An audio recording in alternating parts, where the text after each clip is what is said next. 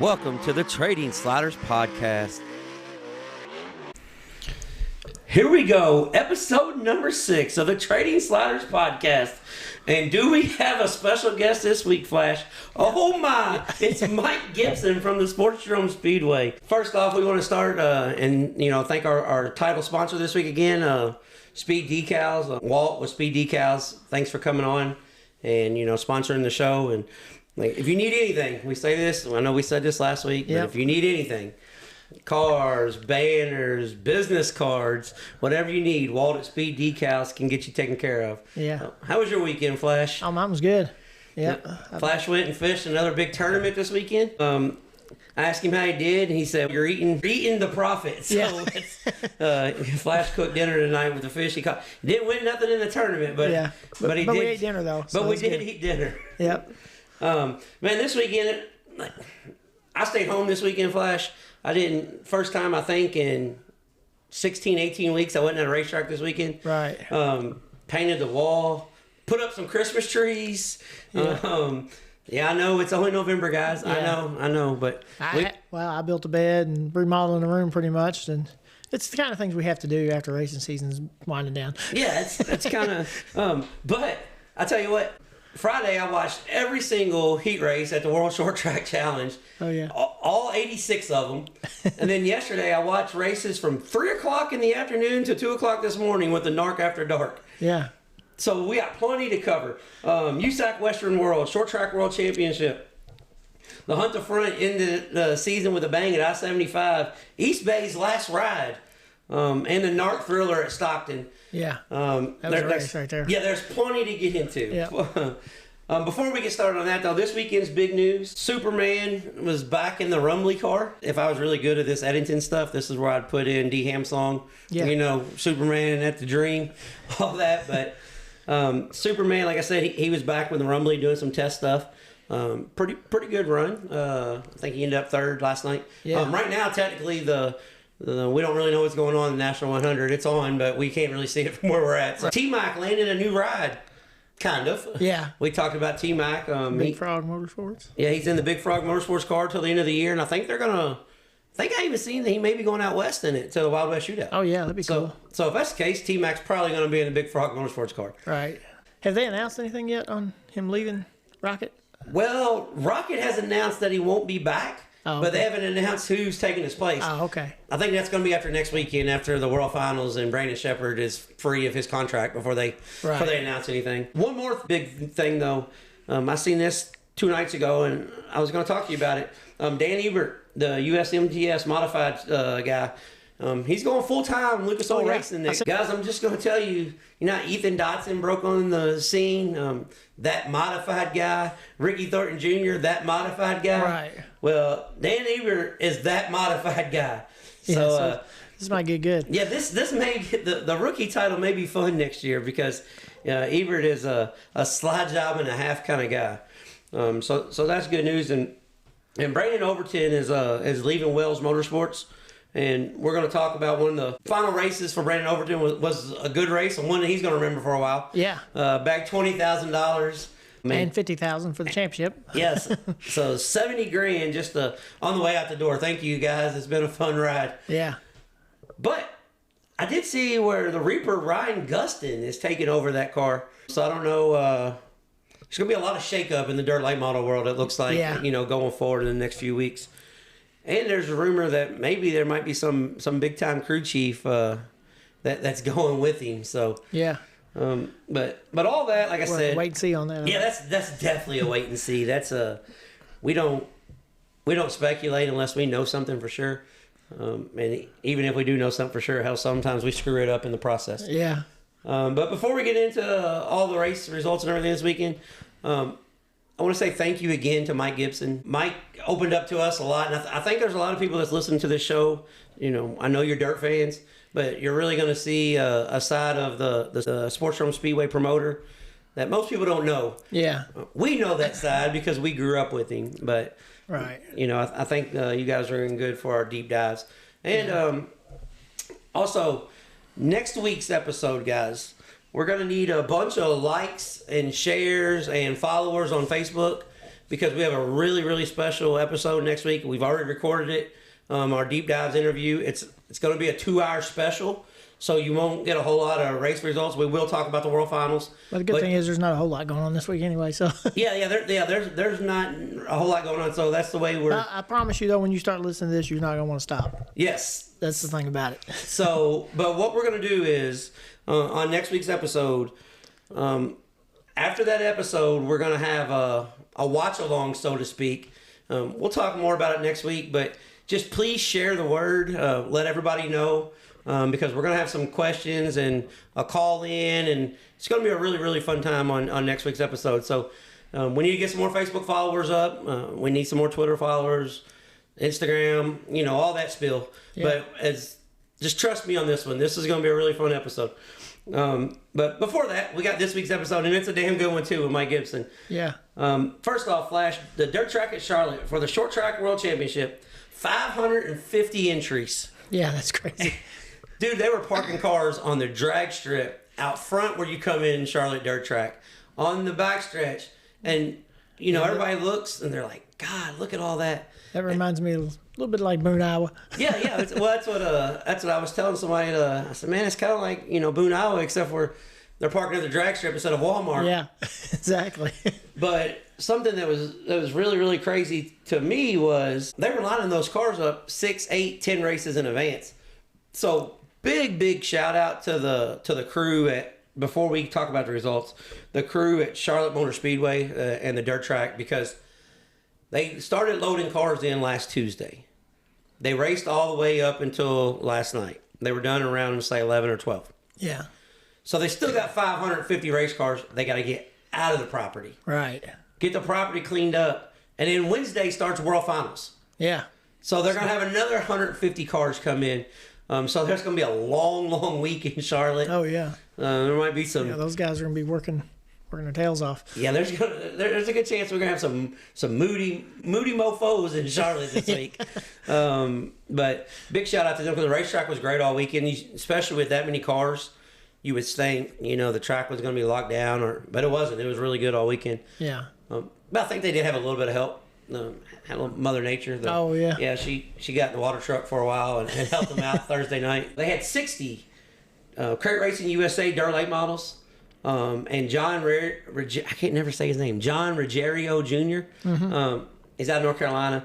He was driving a Longhorn house car and Colton Farms car. I think he started 6th or 7th and took the win. Little head knocker though, Trent Ivey.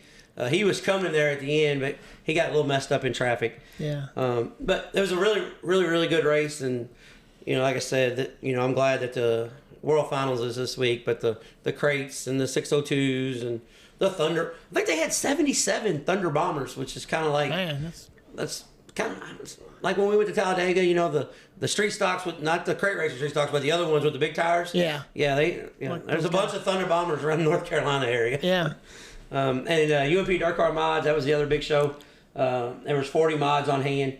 And Kyle Strickler took the win over Will Crump and Kyle Hammer. And that made Kyle Strickler a 4-time champ of the World Short Track Challenge. Him and Nick Hoffman were both tied for 3rd.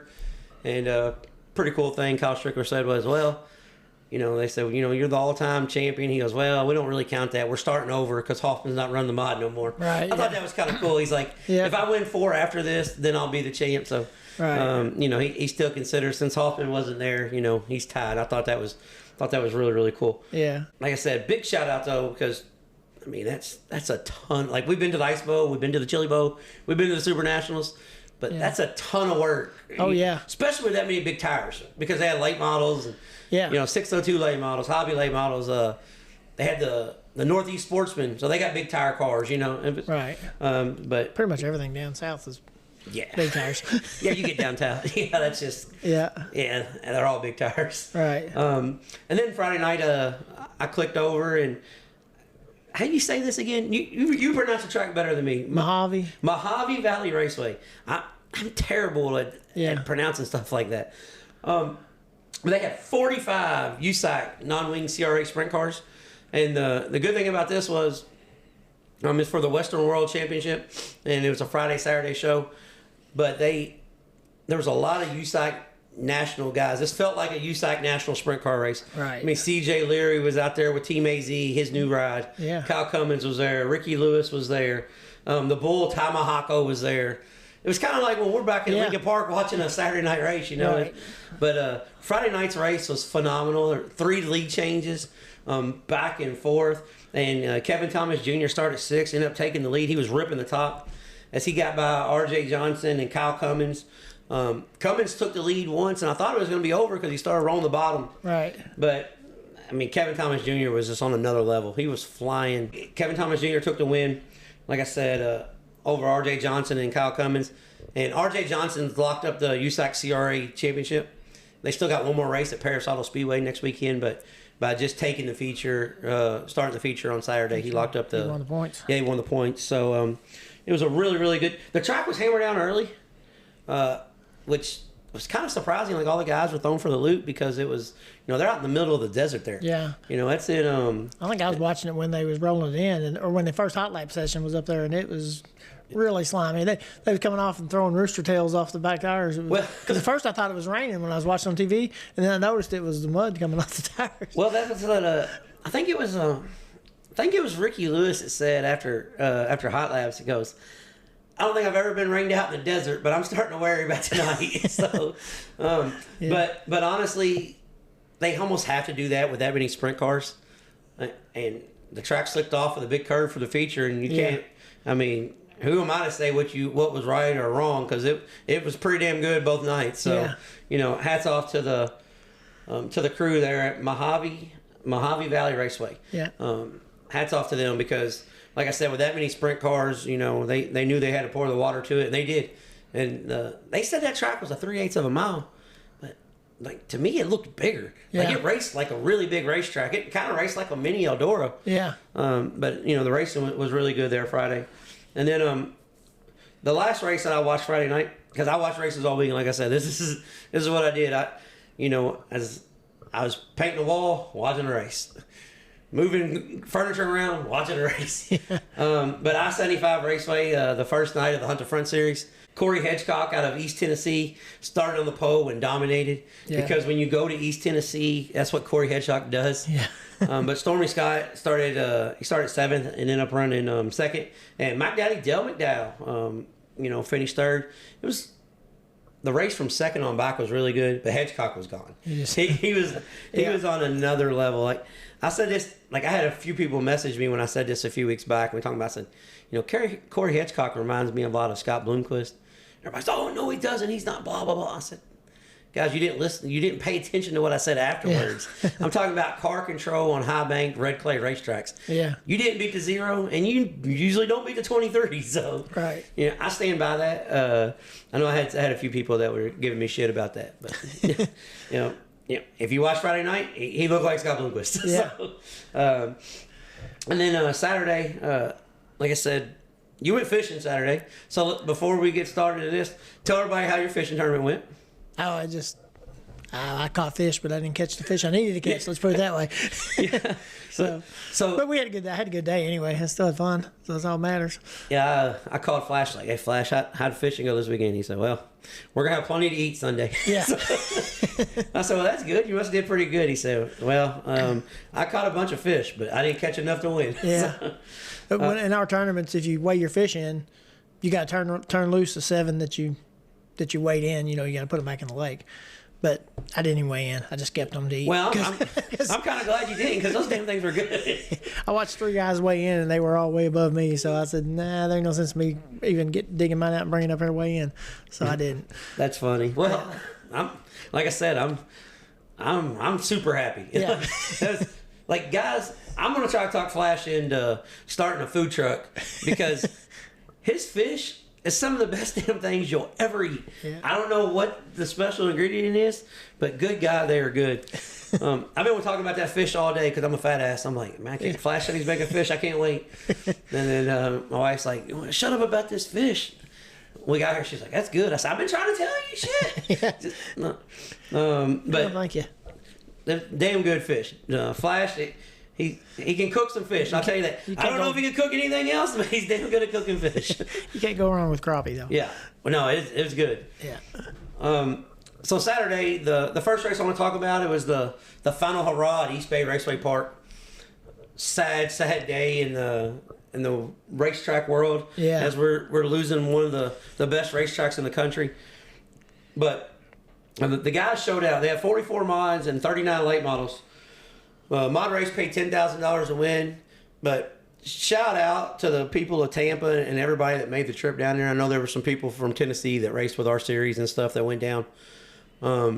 This place was, as the old saying was, they had them hanging from the rafters. Yeah. I mean, there was people everywhere. And, it's kind of a double-edged sword. Like, I know because East Bay's not closing down because of, lack of fan support. But if we have that fan support at all these other tracks that are, right. We wouldn't be in that situation. But East Bay's deal is a totally different thing. But shout out to the racetrack because after all the flooding, all the hurricanes, they could have just said, guys, we're done, and they didn't. I seen where they had to move infield walls, create new drainage. They had to do a lot of work to get the last race off. Yeah, that's a lot of work to do on a track that you're only running one more time. Yeah, I mean, you knew that, going into it, it was it. Yeah. So, shout out to East Bay. And boy, was the fans treated to a treat.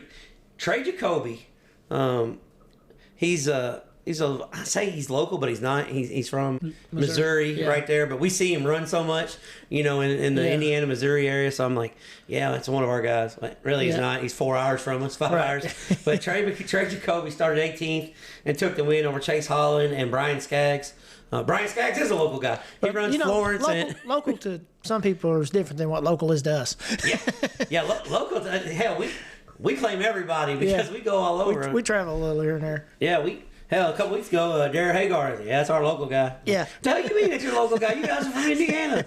Well, shut up. We're here, and that's our guys. Brian Skaggs ran third. He is a local guy to us. He runs Moeller and Florence and Lawrenceburg, so he is a local guy. But great race. Trey Jacoby, like I said, he started 19th and took the win. That's amazing at East Bay. Yeah. Because they had a really good field. Like they had a really strong field of modifieds. Like Seth Gary had to run a B main type field. I mean, it was a strong field of mods. In the late model race, when I seen, not that I want to downgrade anything or anything, but when I seen the lineup before the races started, I kind of knew these two guys were going to run too. I didn't know who was going to run first or second. Right. But Clay Harris, the Rookie of the Year from the Lucas Oil Late Model Dirt Series, he took the win. He started 8th and won. And Ivan Lloyd out of Ocala, Florida, ran second. So, which Clay Harris, I think the first time I ever seen him run, I wasn't at East Bay, but I was watching on TV. That's the first time I'd ever seen him actually run anyway. Oh, yeah. Yeah, Clay Harris, I remember he used to run, what was that? Some kind of late model sportsman deal they used to run in the South. They're like still block late models. Yeah. He ran a bunch of that at like they come up.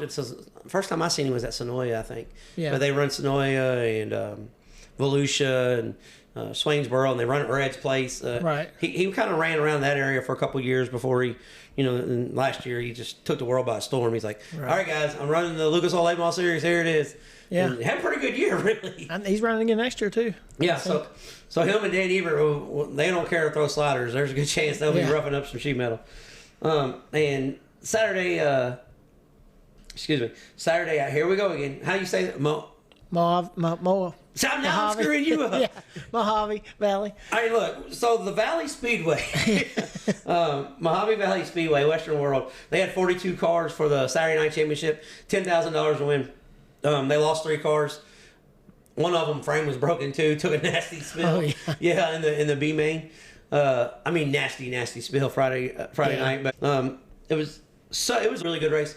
R.J. Johnson and Kyle Cummins running side by side for the lead for about 10 laps, and then boom, power outage. Yeah. Yeah, it went completely dark. Sprint cars running 120, 130 mile an hour down the backstretch, completely blackout. The guy announcing the race goes, "Oh, well, I guess we're gonna be on a red flag delay." No excitement. No, like me, I would have lost my shit. Like, oh god, we go dark.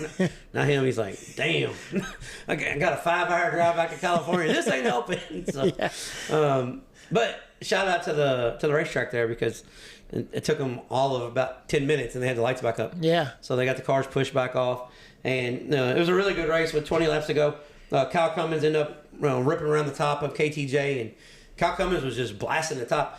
A lot of guys don't know this because when I was at Lawrenceburg a few weeks back, this guy was telling me, yeah, man, that Kyle Cummins, he loves running the top. I looked at him like, what? Yeah. Because I've seen Kyle Cummins race for 10 years, and he don't ever come off the bottom. This last year, he's starting to be in a little bit of a cushion banger. Yeah. And now, if he can keep it that straight on the bottom and run that hard on the top, I think USAC's in trouble next year. Oh, yeah. Because Kyle Cummins, this is like his second or third year where he's actually followed the whole tour. And like last year, he talked about coming off the tour a little bit. So now he's got enough experience at these racetracks that he hasn't been to. Right. Yeah. USAC may be in trouble next year, but Kyle Cummins took the win. He's got a notebook now. Yeah, and you don't need him with a notebook. Yeah. He's pretty damn smart. He's a guy that, he builds his own engines, and he does everything. He's got a machine shop. Yeah. So, you see Kyle Cummins with the dial indicators out. It's game on. Yeah. But Kyle Cummins took the win over KTJ and CJ Leary. And CJ Leary looked really good in the Daves and Pursley 21 car because Pursley's going to run, high limit next year full time. Right. So CJ Leary, I heard that he wasn't leaving KO Motorsports, but these guys, Drake York kind of, I don't know if he let the cat out of the bag or what, but I'm pretty sure he's going to be in the Team AZ car next year because CJ Leary is going to run one of their Silver Crown cars too. So okay. I'm pretty sure CJ Leary's in the. Maybe they can't say that yet or something. And Drake York just did pull to me and just told somebody what he wasn't supposed to. Yeah. But so overall it was good. One thing I did want to mention, I didn't see this, but I did watch the highlights. Stuart Friesen started at the tail of the B main at Georgetown Speedway, the short track Super Series. He started at the tail of the B main because he had problems in his heat race. Won the B main from the tail. Okay, well, points leader, national short track points leader should do that. So it goes across the scales of the B main. Light. Oh, man. So he took a provisional to get in the race. So he started on the tail of the feature, 28th.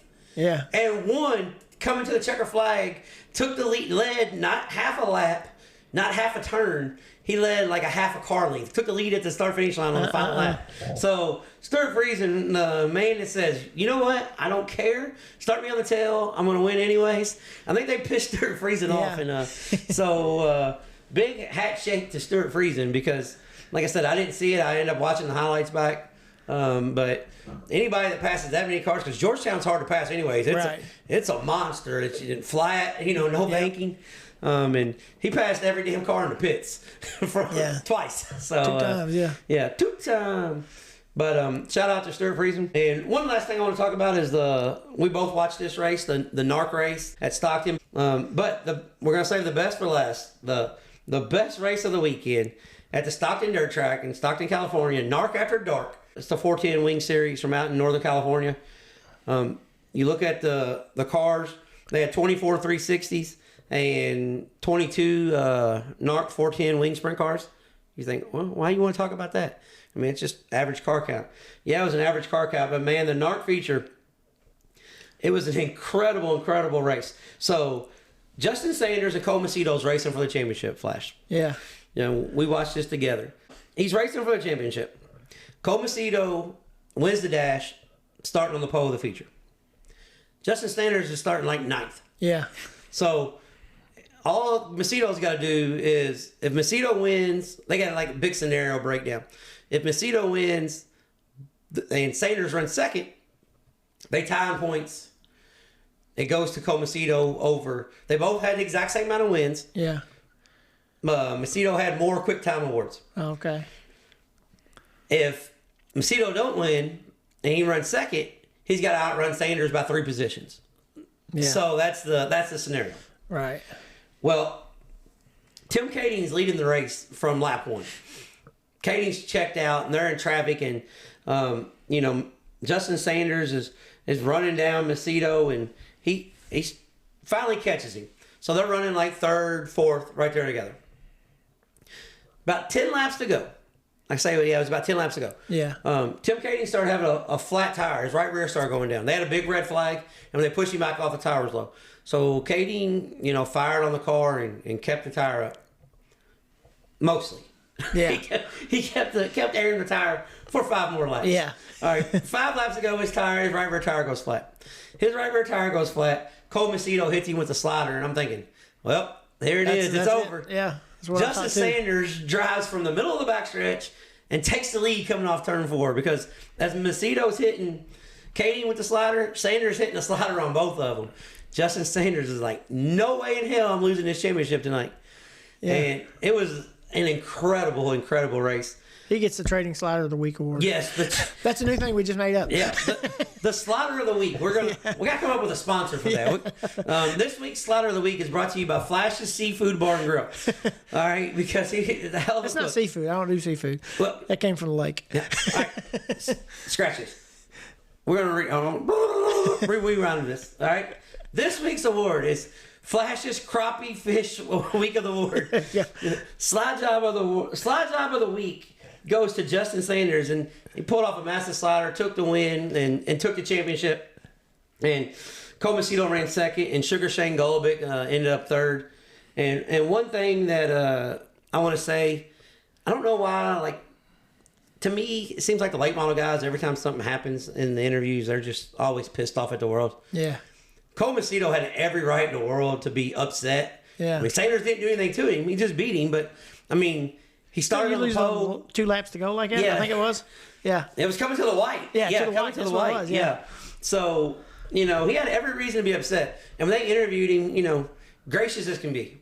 Man, it's just kind of the way it is. And, I can be mad, but I'm not. We're going to go back over here to the campground, and my wife made chili, and we're going to eat chili with his family. Yeah. Eat dinner with his family. So I thought that was cool because, like I said, a lot of times, especially this time of year, guys are fed up, and they're like, you know what, I'm done with this shit.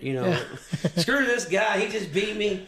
But, hats off for Cole Macedo, just being real chill about it, because a lot of guys in that situation would not be chill. And a big hats off to Justin Sanders, because Sanders was actually leading the 360 race and got into the back of that car and crashed. Oh, yeah. Yeah, and so, he had a lot of redemption to do because he could have swept the weekend. Yeah. But, NARC After Dark, we talk about that with our special guest next week. We need more and more of this.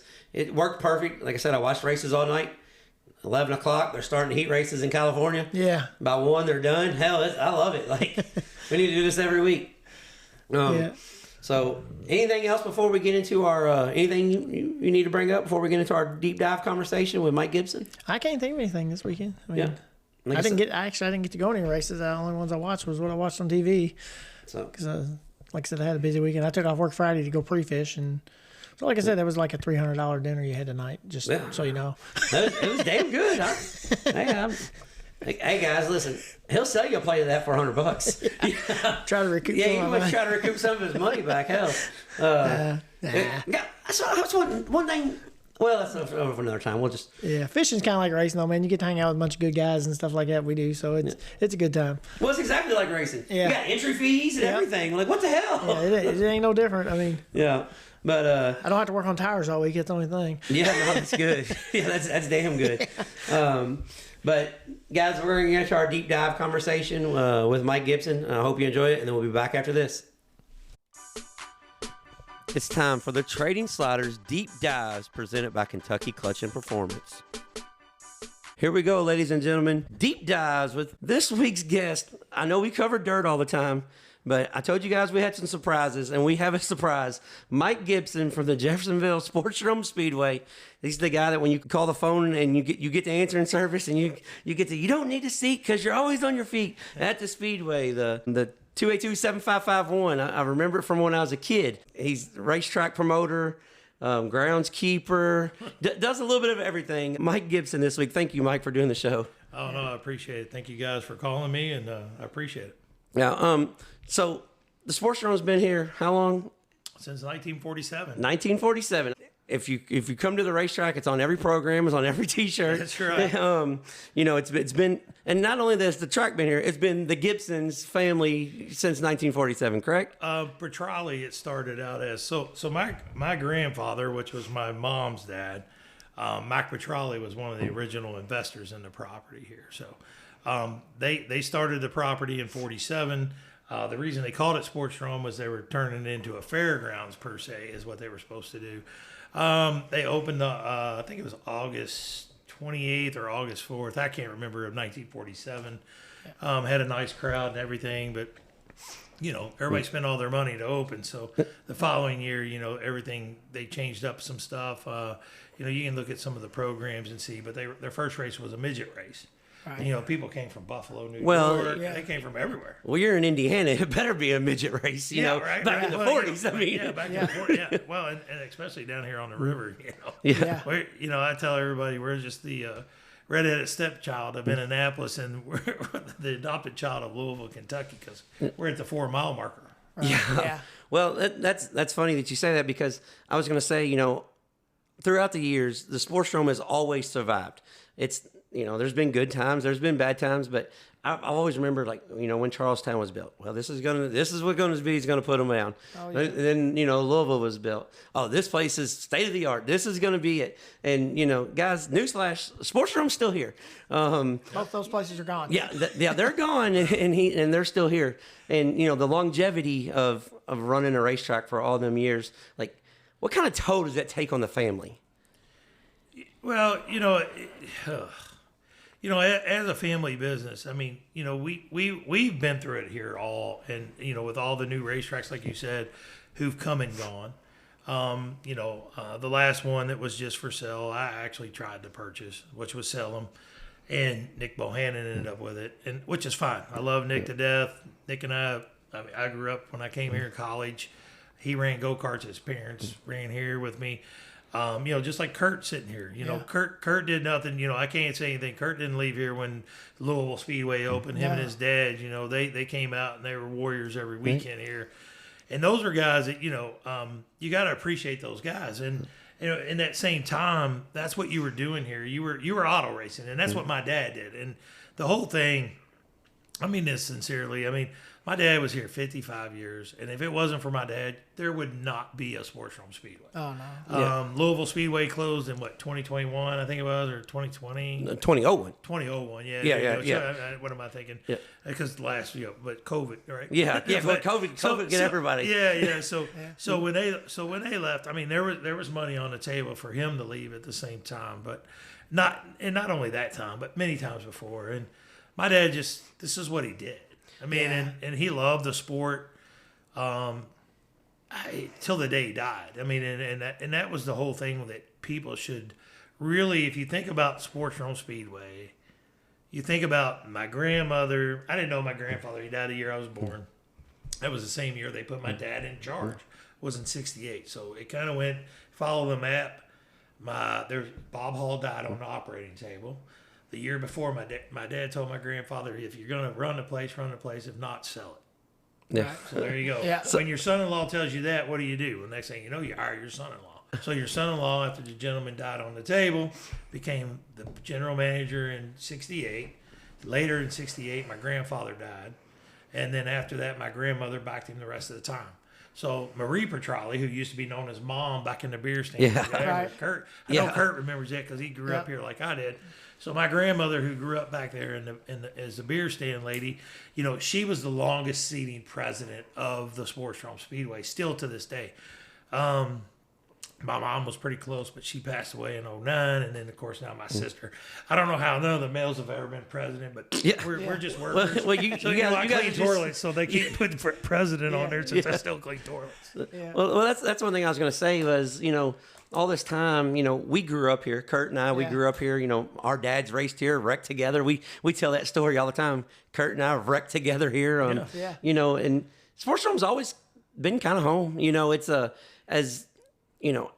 especially me and like Kurt. He moved on and started running dirt. And when Louisville closed down, I came over here and raced here for 3 or 4 years. And then I went and ran dirt. And like people ask me all the time, like I always show up at least once a year because I've been here every year since I've been born.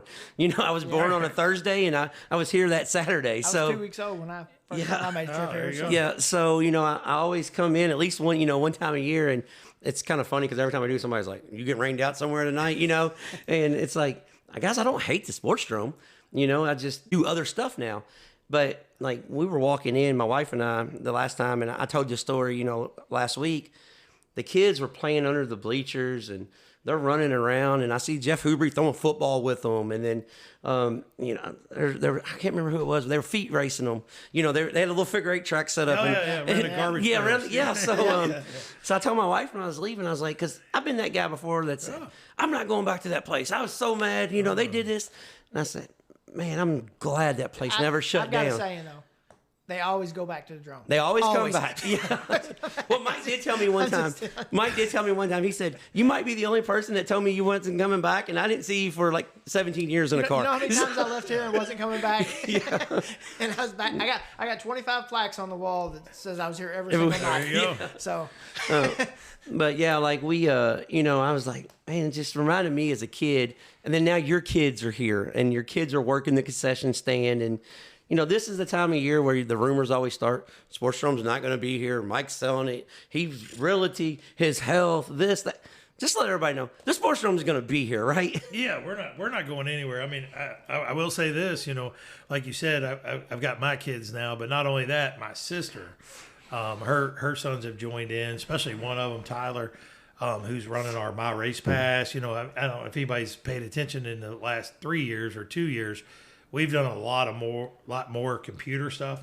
I'm not that guy. Trust me. Yeah. Like we're dealing with here, we're pushing buttons. We don't even know if this is working, people. Yeah. No, I tell them that every week. Like if this gets gets on air, you're lucky because my fingers are crossed. Because you see this shit, like you see it in person. Oh, yeah. This is what we do every week. I'm like, oh man, I hope this works. So, but your kids are here and. I know the one that works the back gate, the pit concession. Yeah. She's really bossy. Yeah, and I was just teasing with her last year. I said, I want more ice than that. She goes, I got a spot where I put the ice. And I was like, okay, that's fine. But is it something where your kids and Cindy's kids are they taking that much interest where they want to be here in the years going forward, or is it once you guys get done doing the work, you don't really know what it's going to be next? Well, I'll say this. I mean, I'll be honest. I'm 56 years old, and I do have some health issues, and I wanted to make it to 80. I did, but my nephew threw out 100. So I figured. So there you go. Well, he's a real go-getter. So there you go. There you go. I was thinking 2 more years for me to definitely, say, hey, if I hit 80, I'm proud of myself. Right. Everybody's got goals. Yeah. And he said 100. I'm like, shit. I'll probably be dead. Yeah. 100, but that's okay. But okay, buddy, it's all yours. But you hear that, and that's good because, when my father got sick, I did talk to my nephew and I said, hey man, you want to come to work? And he had another job like anybody else. That's what most people don't realize. Till 15 years ago, I always worked another job. Yeah. I never just worked here. And people are like, oh, I was like, don't bother me, dude. I get paid somewhere else. I don't care. Yeah. My dad, this is my dad. He eats off his plate. Yeah. Not me. I got a job. So, until 15 years ago when my mom died, then it became more on my shoulders with my dad. And then after he passed 2 years ago, probably, a year and a half or so, it's just been on me. And then, like I said, Tyler came in 3 years ago. You can see anybody that sees anything, that's what he's doing, all the new stuff. And it's been great. I mean, he's taken it on. He's not this guy like talking. Yeah. He's not comfortable with it. I used to not be. If it wasn't for Frank Scott and me, and I give a shout out to Frank Scott for this local racing, the local guru they called him on our TV show at ICN2. Yeah. We did that for 3 years. Wow. And if it wasn't for me being on there for 3 years, I'd probably be struggling to talk. But after you get used to it, it gets better. And then most people, they respect what you're doing. People that leave here and come back, I know everybody's going to get mad one or the other. I mean, it's no difference. I mean, it'd be like me telling you you're not going to get mad at your wife. Come on, man. Well, I'm not saying I'm your all's wives or anything. From our side, a lot of times you just get burnt out because you're working all the time. You know what I mean? That's right. And here's the thing. We're here 25 weeks. Yeah. Kurt ran here 25 weeks. I can't get these guys to run 12 weeks. They want to cry. Sorry, guys. I'm not picking on y'all right now. Don't come back on me. A lot of times we had 3 cars here 25 nights. Yes. Yes. And you know it. You all did it too. And 25 weeks. Now you tell somebody they're going to run 25 weeks, they just want, Well, that's one thing I was going to say. Like, the times have changed, but, we go to races all over the country. I've been to 327 racetracks, so I can talk on, good stuff, bad stuff, in my opinion, but it's not my job to say, well, this place sucks. Well, no, if you're making money, you got cars, you got people in the stands, if it may not be my cup of tea, right. but it's still a successful business. Right. And that's what this all is. It's a hobby for the drivers, but it's more than a hobby. It's their life. It's their way of life. I mean, my dad still to this day, I'll call him and, hey, what's going on? Oh, no, rode over to the Drome Saturday, because that's just what you do. I just saw your dad here last race we ran. And it comes down to the same things like I tell everybody. What most drivers don't realize is we're all here for the entertainment factor.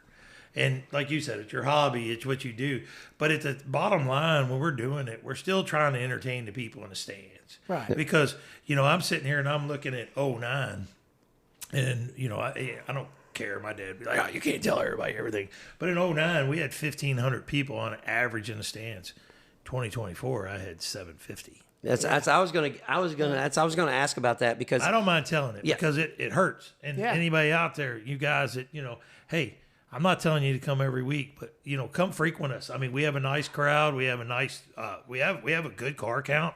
Our car count's growing, modified. This year we've had over 20. We're going to do more purses. I'll never forget this meeting. And here you go. Here's something funny. I'll tell you guys about me and my dad. We were in Daytona Beach. We used to go to these promoter meetings. Andy Bertridge was promoter of the year one year. Right. And we always went to these meetings. And some reason, you get to raise your hands and talk and whatever. And we were talking about, that's when I started Kurt was probably here when I did it with the, what was it? Incentive payoff, as it will say. Like if you had 12 cars, you got paid this. If you had 15 or 18 cars, you got paid that. I don't know if you were here for that. I'm not sure if I was in. Yeah. So when I started that, guy got on the elevator and I'm sitting with my dad and the guy goes, did you hear that crazy son of a bitch? Yeah. Who's going to do that? And I was like, my dad goes, that guy over there in the corner. I said, why you all want to pay him if they don't show up? You can't guarantee 12 cars the same thing you can guarantee 24 or 50. That's true. You can't. Yeah. And anybody in this industry is listening to this right now. It's nothing to do against you drivers. It's nothing. I just went to Odin Speedway. We did tech up there. Dean Worrell, Chris Workman, myself went up there to help that gentleman, PJ Lane. For that reason, we started the Fords here. We want the Fords to be successful. But to be honest, people are like, we only had 7 or 8 come from here. Again, the Fords are not made to travel. They were made to stay at the Sportsdrome. Well, that's the affordable part of it. That's the affordable part, and that's why we have 60 or 50, 70, whatever. I don't want to. It's not I'm bragging. Again, I'm trying to tell people that's what it was. That's what it was when we had the Dromers. Right. And, but the whole idea for what I'm doing with the Fords, and that has worked for us in the modified figure 8, there's probably 8 guys right now that's moved up. Yeah. 5 years now we've been doing, 6 years, and to build new modified figure 8 drivers. Yeah. And that's what you need in this sport. People need to move Everybody's got to up. have a place to start. And then move up. Yeah, and again, here, let's and when jump you guys into do this. When I started, it was called Pure Stocks. There you go. Then it went to... it was Dromers. Yeah. Because they had street stocks after No, when I first started, there was 4 cars, and it was Pure Stocks. Yeah. I can tell you the 4 cars it was. Yeah, there you go. Yeah. Yeah, and then again... Then it went to street stocks, Yeah, and then it went to street stocks, and then the same thing. Dromers started, and there was only one. Yeah. George Daly. Yep, Yeah. George Daly's son had a car. Yeah. Robbie did. Yeah, one car. Yeah. And then we ended up with more from there. But, that was a division that my dad started at the same time. And, I mean, you can take these divisions, but, it's as well as I do, the racers always want to spend more. It's just like the race we ran at Ona. We had to bring the young man's computer back. He was legal. We got to test it. People are like, where do you get it tested? Well, it's my job to get it tested, not yours. Yeah. And I don't want to run my source just for other people, just to make you happy. I don't want you to bug my man. Yeah. He's my man, not your man. Yeah, exactly. You find him. Hey, I got my guy. Every one of y'all got a guy. Yeah. Don't act like you guys out there ain't got a guy. Yeah. They all got. Kurt's got a guy. Yeah. Flash has got a guy. Steve Daly or George Daly used to tell us about that gear situation, that transmission, how he used to work for the Bennett's. Yeah. See? Well, here's what's really funny. It's George, though, man, that guy, he knew him. I could tear a transmission on Friday night, and he would meet me at the shop Saturday morning. I'd pull it out, and he'd rebuild it on the bench so I could make it back out here on Saturday night. Yes, sir. Well, here's something. I've done it 5 times a year, probably. Yeah. Here's something that's really funny. So, there's the first Great year, guy. right after Louisville closed, you guys allowed floaters in the street stock division, and I had a floater, and you couldn't run any lockers, and I won the race, and his old man says, "All right, pull your rear cover off," and I go, I got a 9-inch. He goes, "Well, pull the cover off." I said, "Don't have a cover. I got to pull the pumpkin out." He looks at me and goes, "Well, how the hell am I going to tech that?" And I'm laughing so hard. I'm like, "Well, I'll pull it out." I said, "But if we jack the car up, I'll show you how to tech it." He goes, "You think I'm going to let you teach me how to tech your rear end in my tech lane?" And I'm like, "Well," and then Raymond comes over and goes, "How they going to tech this?" I said, "I mean, I don't know, Raymond." He goes, "Just go home. Just go," as what Jake tells me. "Just go home. Yeah. I'm gonna get back to you. I'm gonna figure out how to tech this." There you go. And I told him, and next week I pulled through, and Ellie was there, and Ellie goes, "And you pissed Jake off in front of all those guys." I said, "Well, I didn't do anything. I was trying to help him because I didn't want to pull the damn rear end out, Right. And I told him, I said, "Man, you know what? If you run a locker in these things for 3 weeks, they lock up solid." He goes, "God damn it, I'm going to learn how to tech this." Yeah. Oh, yeah. It was so funny, though. He was so mad at me. He goes, "I'm going to learn how to tech this." And then after that, I think you guys had Shootman, working the tech and stuff a little bit. And, Shootman's like, he did the actual trick and everything. But it was funny, though. He was like, "I'm going to figure out how to tech this." He was so mad at me. Oh, God. Yeah. I mean, I remember going to these meetings at PRI before PRI was as big as they were. And he's like going around, we're looking at rear ends everywhere. Yeah. How can we tech them? So what, I mean, and that was the whole thing with doing the Fords with Dean, the way everything worked out. I knew picking the way we did it, that he was going to be able to maintain what we're doing. Yeah. Whereas in Sportsdrome world, same thing. I mean, if anybody was here in 08, I mean, we had front wheel drives. I started that on a Wednesday war thing. Yeah, and I'm sorry they got out of hand because I built probably 200 of them. And there you go. Yeah. and you know that, but how many did we have? We had 150. Yeah. And so, like I tell everybody, the problem was then is I took it to where it was, but we couldn't tech it. And that's where it ended up. And look at front wheel drives now, though. They've been... Well, it happens at every division all around the country. We talk about this all the time. Yeah. I mean, that's what we're trying to do now with the Fords. We're just trying to slow the process. Yeah. Well, I mean, that's why we drove on a 3.5 hours to tech the cars for the guy. I mean, 5,000 to win, I think is a little high. So y'all can hear that from me right now. That's crazy, but I'm not paying that. Hello. Well, anybody that's raced at the Drome knows Mike's not paying 5,000 to win. No. But I mean, we ran a let me know 40 lap race. Let me know a week before you pay 5,000. Kurt's going to have one. Yeah. He may know a guy that can put those things together. Yeah. Kurt knows a guy that does a lot of that work. He's a guy that knows a guy. The guy's got the guy sitting here, right? Yeah. So, but Meet my guy. Yeah. We're not pointing at anybody. Unfortunately, I'm that guy to a lot of people. But seriously, the way that things progress, you guys have been successful for all these years, and you've done it different. Because you've started your division, the Dromers, the Ford started here. You guys have never really been the people, that's brought in a touring division and said, we're going to make all of our money off these 1 or 2 races, and then hopefully we break even the rest of the year. So, I give you props for that because, a lot of places like, Salem for years, they made money off the ARCA race and they just stayed afloat for the rest of the year. Right. So, that's a lot of dirt tracks too. Yeah, it's a lot. They're just waiting on the Lucas or Flo or so it's I give you guys props for that. I know people say all the time, well, they don't pay nothing. Well, that's what you signed up for. If they pay $200 to win, $300 to win, $400 to win for the Fords, you're not going to get any more cars, or you're going to get guys spending more money, and you have bigger issues. And with that, like I said, you've had some health issues, and a lot of people don't know this now, but it's not like you're doing everything anymore. You was telling us about your nephew. You got people running your Dean's doing your tech. He's taking care of your forwards. He's doing your race procedures. Brandon and your nephew does your social media. So, you're at the age now where you can't be arguing and fighting with these guys every week.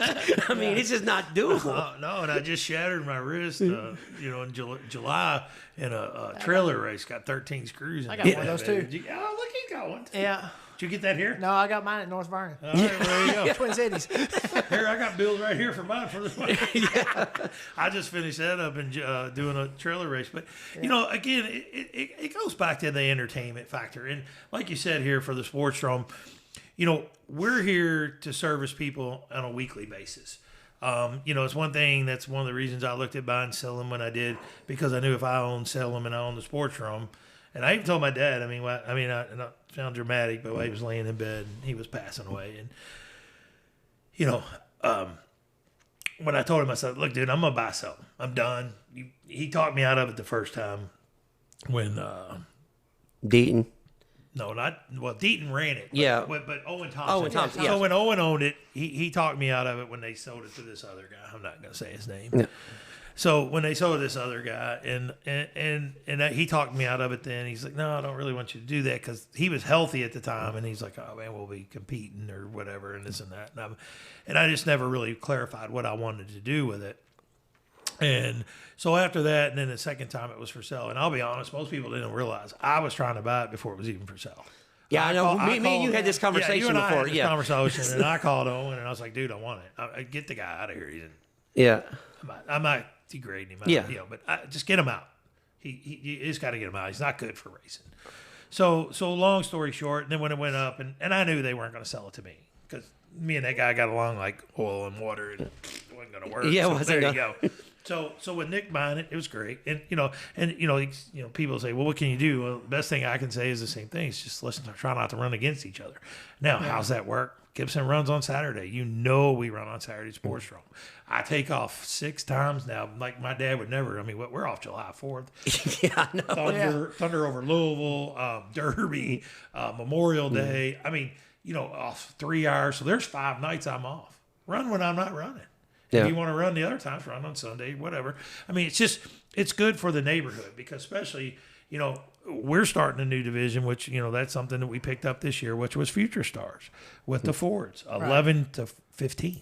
Yeah. And I'm going to tell you right now, if we don't have 25 plus next year, I will be shocked. Well, that's, because you guys always done the go-kart racing, and then, so like for everybody who hates on Sportsdrome, because you hit it a lot, social media it's the blessing in motorsports, and it's the devil of the motorsports. That's right. Most of the time it's bad. You don't see the good It's hard guys. to get the good stuff out there. That's that's kind of what we're trying to do. Yeah, I understand. I appreciate it. We're trying to do that, and then still, hell, last week I still pissed people off. Yeah. So that's part of it. But the future, the kids are the future.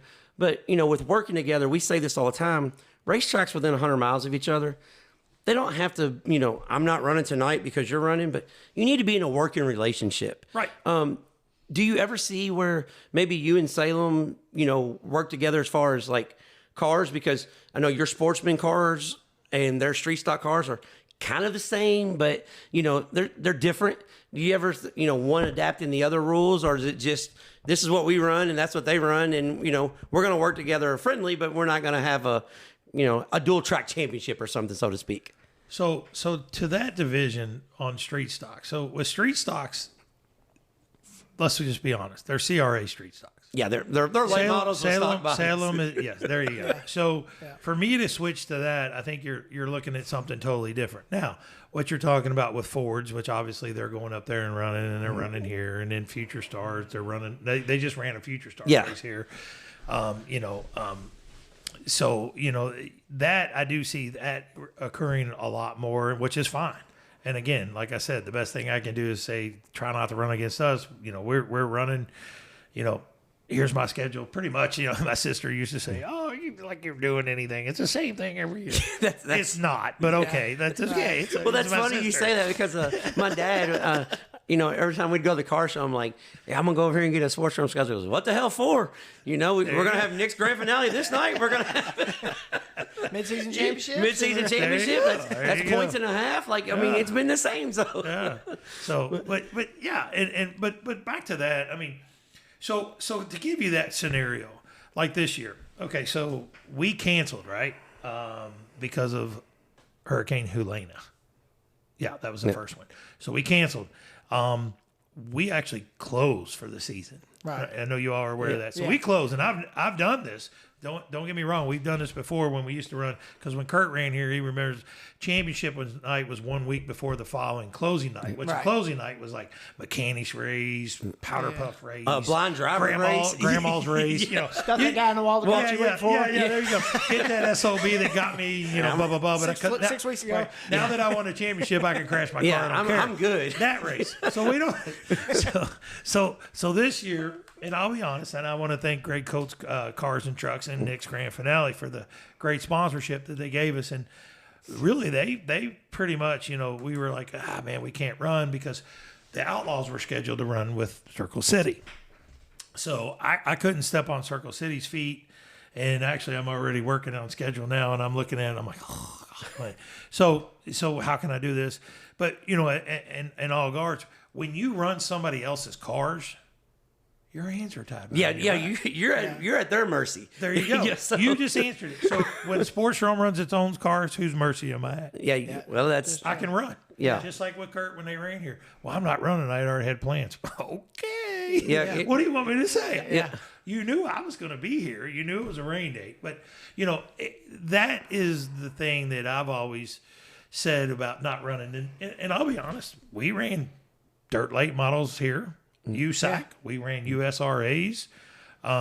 We used to run the midgets. That's what I said. I remember one time back in the 90s. Yeah, you guys, when Mel Kenyon started the Kenyon Midget Series, because I was talking to Mike and they put one in the fence on the backstretch, and he's like, "There's no way my insurance company's gonna let me run these damn cars again." Well, that's like, well, Dean and I even penciled in a little bit on the dirt track at Scott County, and we ran that, and it's just. That was my next question, so I'm glad you went there. So we've done that, and we ran the open wheels last year, and they had 14, and the guy's like, "Why don't you run them on your track?" I was like, "Dude, you're not gonna. No, it's not worth putting them on my track because all it takes is one to go up in the air. I mean, their tires were bigger than the desk we're sitting at, and I'm like, no, and you just have to put in concept of where you're at and what it makes you." Yeah. Well, that's one thing because dollars and cents. How's that? Well, when I was talking to people and because they know we were doing this dirt podcast, and I said, I think I'm working on getting Mike Gibson. And a couple of them was like, what? Like, what are you going to give us?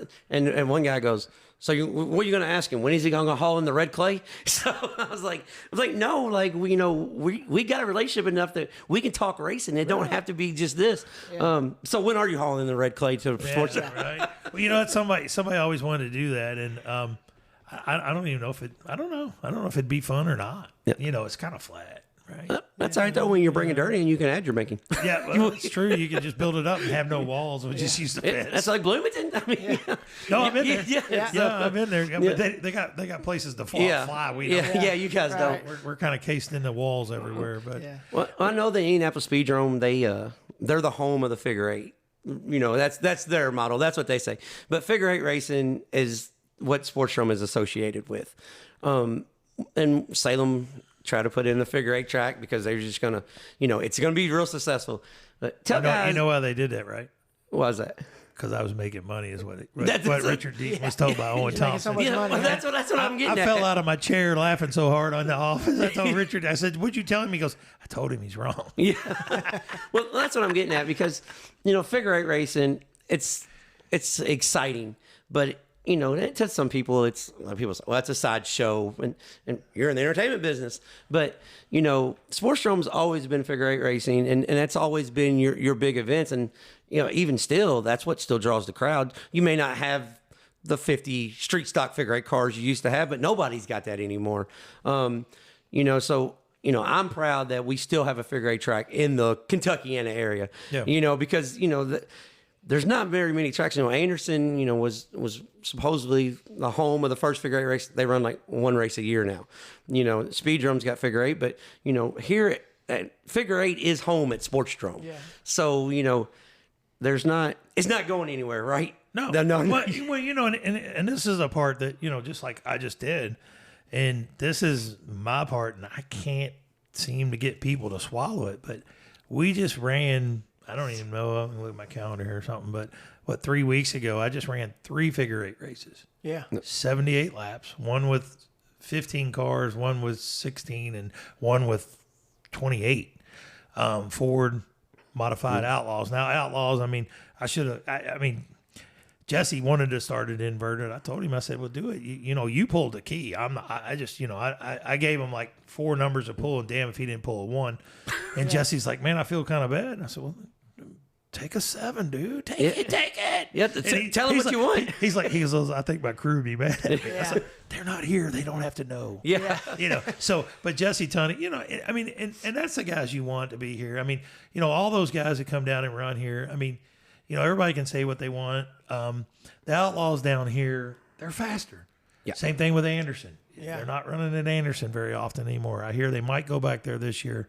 But that's fast. Well, that's bad fast. Yeah. We're fast, but that's bad fast. Well, the problem is the Outlaw cars, it's kind of like the dirt late models now. They're so hooked up. They're so stuck to the racetrack. Yes, sir. I'm a big proponent of let's put them on really junk tires. And, Yes. You know what I'm saying? Yeah. Like, because they're so hooked up to their, and I can talk about this because I work on them. I build them. We watch. Yeah, I watch a lot. Put them on General Tires again. Yeah. Like John Stiles did. Yep. Yeah, they're so hooked up. And I had one guy tell me, well, Sportsdrome, there's not really any passing. I'm like, there's no passing anywhere unless there's an intersection because the cars are glued to the racetrack. I said, I can talk to Mike and have him put some transmission fluid out there. There'll be all kinds of passing. No. Then you guys be bitching the whole time, hey, this track's garbage. So Well, and it was actually when they came back, it was because we ran the bus race and somebody blew something and it just all over it. So the track was bad, but again, I used to be proud, and I had another promoter tell me this. He was in Wisconsin, and I was like, "Oh, dude, I got 8 cars within 1/100th of a second." He goes, "Well, that sucks." yeah. And I was like, "Huh?" He goes, "You're practicing them too much." I told Mark Tony that, and he goes, "Shh, don't say that." No, I've been telling you this forever. Because bottom line, man, like dirt. Nobody practices. Green, white checker. But if you green, white. Yeah. I've One never- practice, 5 minutes, that's it. You're done. I've never practiced here at all. At the John. Yeah.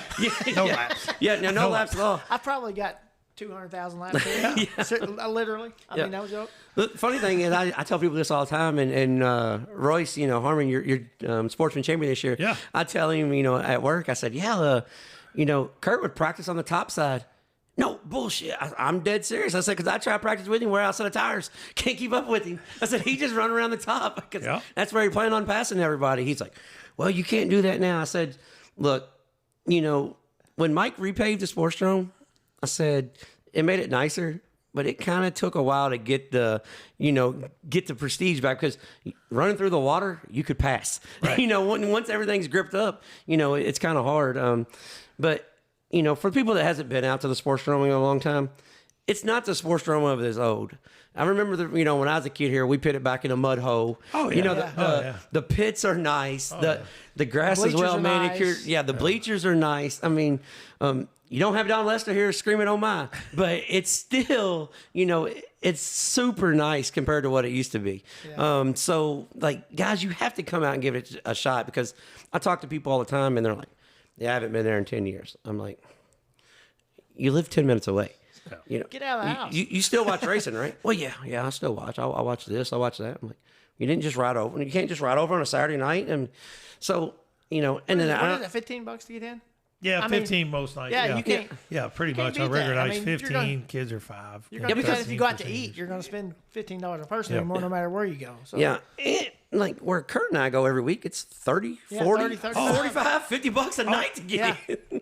I tell people that all the time. I mean, we're a weekly event program, and and we do throw in the specials, and then we have like you're talking about what's your big specials. I mean, obviously ours are bus races, so thank God we do have school bus races because that helps us through the year. And one thing we've been doing here more too, we've been leasing the property out a little bit more. Yeah. We had the world's biggest bounce house here last year for Derby weekend, and it was awesome. Well, that's something I was going to get into because I wanted to ask you that because the way racing has changed, do you see where you could have concerts here or hell, art festivals. I mean, there's all kinds of stuff. Just like you could this, use. though, I thought it was really cool a couple of weeks ago. What you did was when they had to cancel Fun Fest because of scheduling issue up at Brownstown. You could have like Fun Fest down here. I mean, that was really cool. It's not stepping on their toes because those people that were going to race Fun Fest, half of them wasn't going to watch the Jackson 100. Jackson 100, so yeah. they were still wanting to go do something else. You know what I mean? Yeah, and we picked up a few, and I'll be honest, we had 9 campers in next year. I'd say there'll be more next we'll year. probably take Nick's finale and do it, and they had fun. You know, like I said, we brought in porta pots. We had a guy do the DJ, and I even went around and told my neighbors here. I was like, "Hey, man, we're gonna camp here tonight." Because you know what people say, they're like, "Well, you don't camp." I was like, Well, you're in the city. where am I gonna camp? Yeah. I mean, you're 5 minutes. I mean, you're 3 minutes from Wendy's. You know, Yeah. See Bass Pro from here. What's what I'm saying? If you stand on the top of going in turn number 1 top bleacher, you can see downtown Louisville. Yeah. Well, why the hell you want to camp? Let's go party. Let's go do something. There's all kinds of stuff to do. And that's what people used to do when they came from Indy anytime. They would go stay in a hotel and party downtown. Yeah. So, but yeah, I mean, you know, the biggest thing here is, you know, we're here. We've done what we've done with the bleachers, and I give that all to, like, you know, my dad, and also I give it to Louisville Speedway and Speedrome, and you know, we redid our bathrooms this year. Did you visit my main side bathrooms? Anybody? No, Yeah. I did not. And I wish I would have. Big talk, man. Yeah. We put in I call them PP walls, so those guys with a little PP can pee now. Well, not only that, this is so funny. Now that we're talking about the Sportsdrome bathrooms, you brought it up. We have race I had to cars. bring them up, man. Yeah, no, it's like, Everybody knows about them, yeah, right? you brought them up, so I'm gonna famous. I'm gonna talk about this. Go one. ahead. So we was you know, every time as we were kids, we were over here, and you'd have to take your shit behind a shower curtain. So Still got shower curtains. We still got. Okay, so, well, he told me you redid the bathrooms here. I'm thinking we have doors. Oh no! Okay, so you can't keep doors because people hang on them and break them off. Okay. Okay. So that's why the men's don't have doors. You still have shower curtains, but when you used to pee in that straight trough, Yeah. like if we're looking at this ditch, I'm looking outside. You just pee in the trough. Yeah. We have walls now. Oh well. Okay. PP walls. Well, that's So there's 8 stalls now where you can go in there and park your Okay. little booty. well. That's good. And you flush your own spot. That's good because when Clark comes in and yells, "Hey," and you get real spooked, you don't piss on the guy's foot no more. Right. So, You don't shake and you get the wall. yeah, so you get the wall. So a real funny story about that. So one night it was after the races, and you know, I was like, I gotta go to the bathroom, and I was like, man, it's at the end of the night. Sportsdrome is notorious for the end of the night. Oh my God! So I walked to the backstretch, and I had my wife walk in the women's bathroom. I'm like, is it good? And she's like, yeah, there's nobody in there. And I walk in, I use the bathroom, I come out, I'm like, what the hell are y'all complaining about? She's like, what do you mean? She goes, no, these bathrooms are terrible. I'm like, just hold on a second. Let's walk next door. And so I was like, here, take a look. She goes, oh my God. And I'm like, yeah, you guys got the Taj Mahal of shitters. Right. Like, this is nice. So here, I'll you know, we were talking about go-karts earlier. I'll give you a funny story. So when we ran go-karts back in the 90s, we had the old German stalls. So that's the one with the long nose on it. Yeah. They're called squat pots. I still have 2 on the main side because we couldn't get them fumbling it with the plumbing. So long story short. Yeah. But they're called German squat pots. I used to have more ladies come out on Sundays for go-karts and be like, what kind of damn toilets are those? Yeah. And I'm like, they're called squat pots. They're from Germany. And believe it or not, I still got them. I need John Stiles from Indianapolis Speedrome for all those years. He kept saying, man, you got to give me one of them. One of these days, I should do it before he's getting older like Dad. I should wrap one up. I'm going up there Friday. Right, yeah. I should take him one and just put it Well, on if you want to the go front over and porch. take it, I'll help you take it down. No, I got them. I still Okay. got like 15 of them. Yeah. So, Well, because you're not going to throw away anything. No, not here. No, Jake never threw anything away. Well, here's one funny story. So I won a race. I don't remember what race it was. All the trophies are up in my mom's attic. But I won a race, and as I was taking the trophy home, I sat in the back of the truck, and the little emblem broke off. And the trophy was from 5 years before, where I guess, you know, he didn't run a B or a C that night, so he just put a new emblem over it. So then the year was changed. I was like, that damn Mike. Yeah. hey, I've changed more trophies here. Yeah. So like if somebody wouldn't either pick them up or whichever, but we got our own little trophy shop upstairs, and that's like the last trophy. You know, when we ran the Fun Fest, I didn't have those trophies. I made every one of them. Yeah. I took pieces apart from trophies that I've had from 1990. That's what I was about to say. So the orange pumpkin trophies you guys thought you I still got one. Yeah, the ones that you guys thought you got, that was from the 1990 Pabst Blue Ribbon race. That's right. And they sent the wrong color trophy. That's right. Pabst Blue Ribbon. Yeah.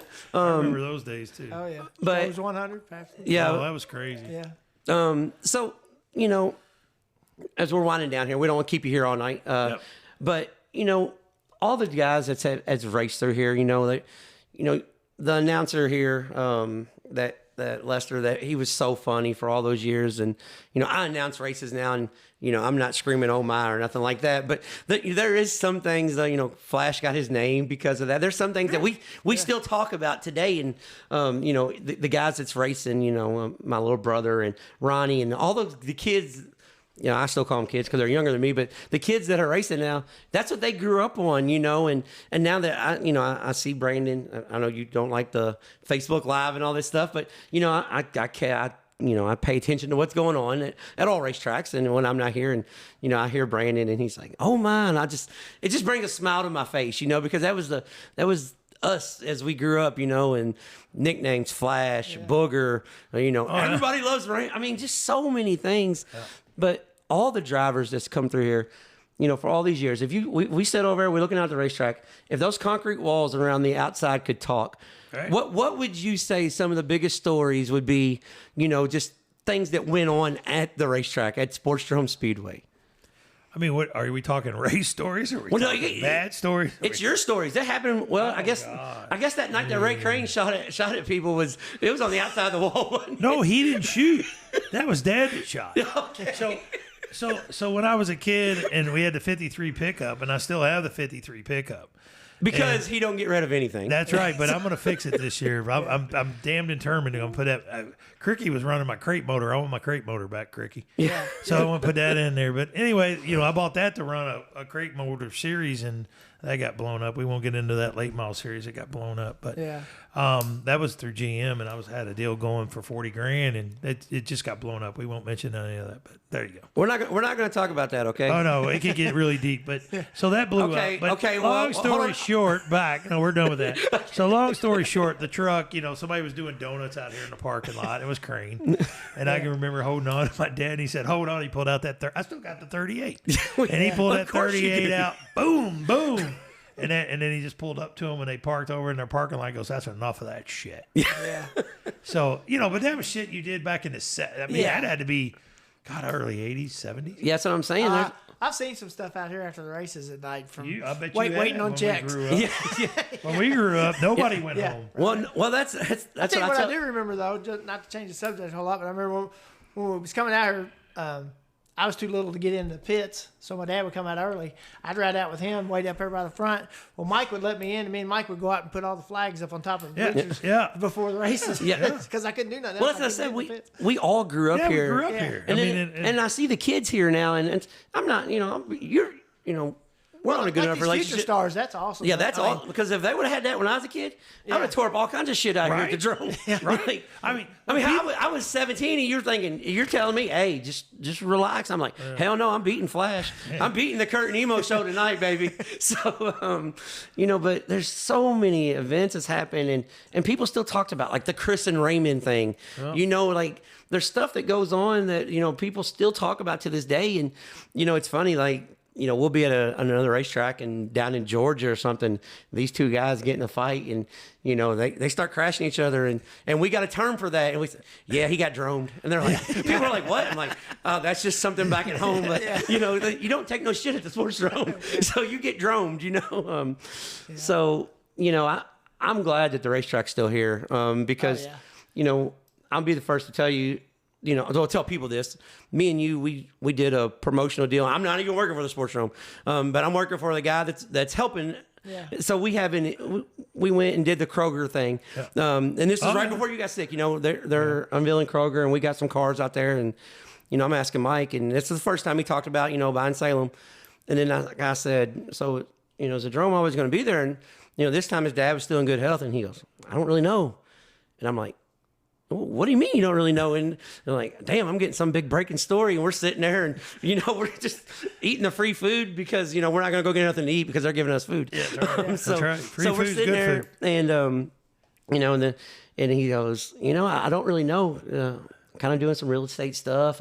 You know, my kids are little. I don't know how long I'm going to do this. And, you know, I never really told anybody that story because I thought that was kind of personal between me and him. And, you know, every year you hear the rumors this time of year. Oh, yeah. Yeah, it's because, you know, the Goodwill's buying it. UPS wants it. Like the UPS thing, that's across the bridge, guys. Yeah, that story happened. already happened. That happened. Yeah, that happened. People didn't believe it, but it happened. Yeah, that happened. I said, the Home Depot wants it. They're going to expand.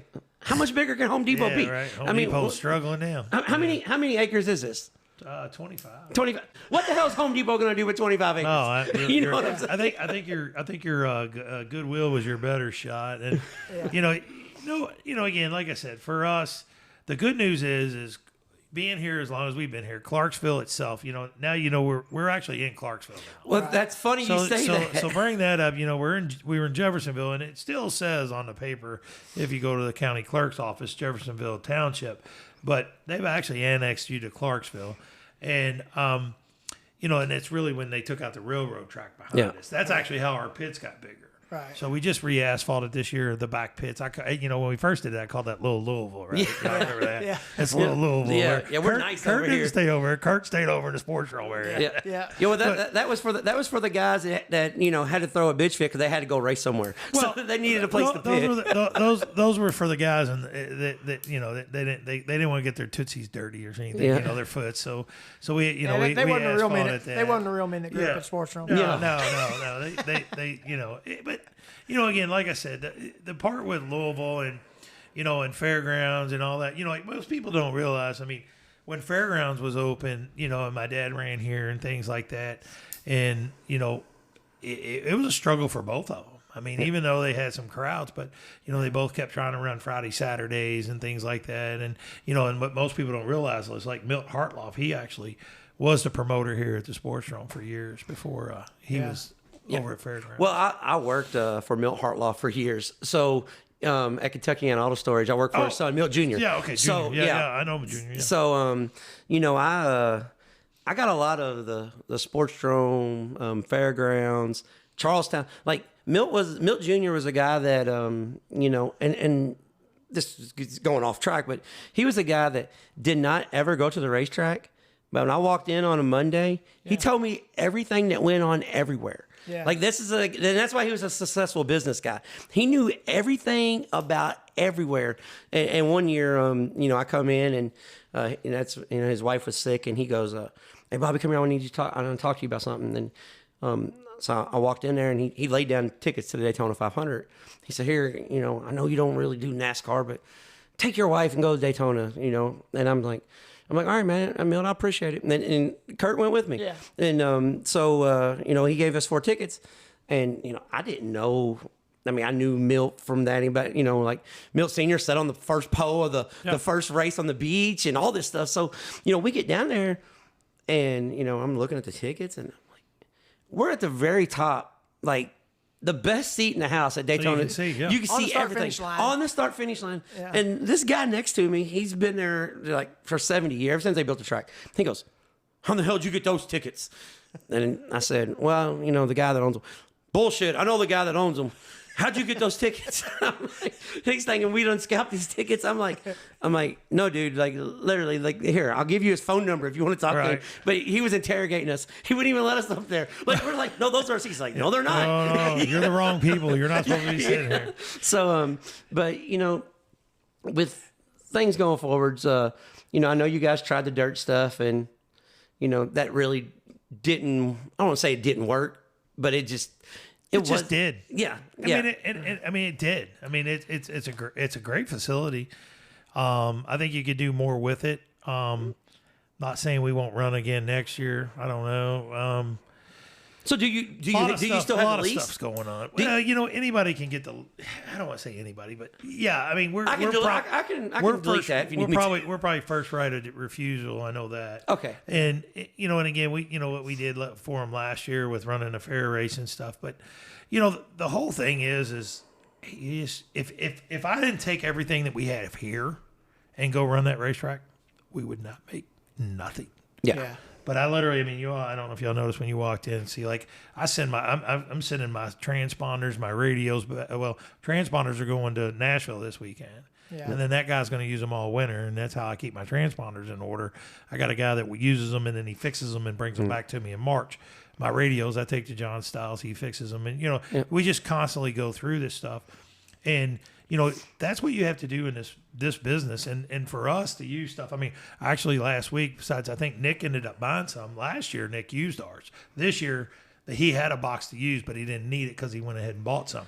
Yeah. But, most people don't realize, I mean, just your cost to even start this stuff. I mean, we put the finish line in up there at the dirt track, and, we put all the signs in. Hell, I gave them almost 4 LED lights to put up there just to have some lights in the corner. You know how dark it was. Oh, yeah. So it's just one of those things that you have to spend some time and effort on it. And up there, it's just, with everything running around, and like you said, if you can't land somebody like a Lucas or a USAC or a USAC, it's hard for any of these guys that's going to make it successful. I don't care who opens. Yeah, listen, they got to have an in. You got to know somebody. That's what I'm saying. Like Brownstown is always going to be. It's kind of like the Sportsdrome. That's where everybody goes. It's going to be successful. It's just going to work. The other places, in this area, you got to kind of work at it a little bit, and. That's what I told some people to ask. I was like, well, what do you think? You think Mike's going to sell the Sportsdrome and get into this? I said, no, I think Mike's just going to dabble in it and see if he likes it. And if it's feasible, he'll mess with it. I said, but he's at the age, he's not going to start over. So no, he's not going to say like, hell, I'm going to, this is what I'm going to do now.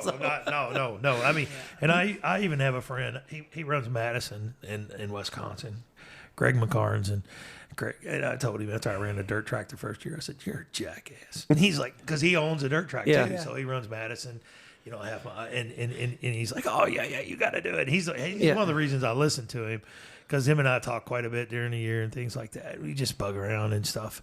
And, but most people, like Rockford closing, that was another legend. That's. In the Deary family, and I know all of them as well. And, these are people that, asphalt. I know more asphalt track guys because, that's what we did. And you call on them and say, hey, what do you guys do here? What are you doing there? What's this? What's that? And, here you go. We never became NASCAR, right? But Louisville was.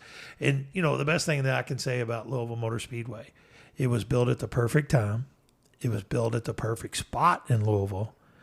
And you couldn't have asked for anything better at the time because if you could hit all 3 keys and all notes, they knocked it out of the park. Andy and them knocked it out of the park. When Kenny built that place and Andy ran it, couldn't have been at a better time. NASCAR couldn't have been at any higher point.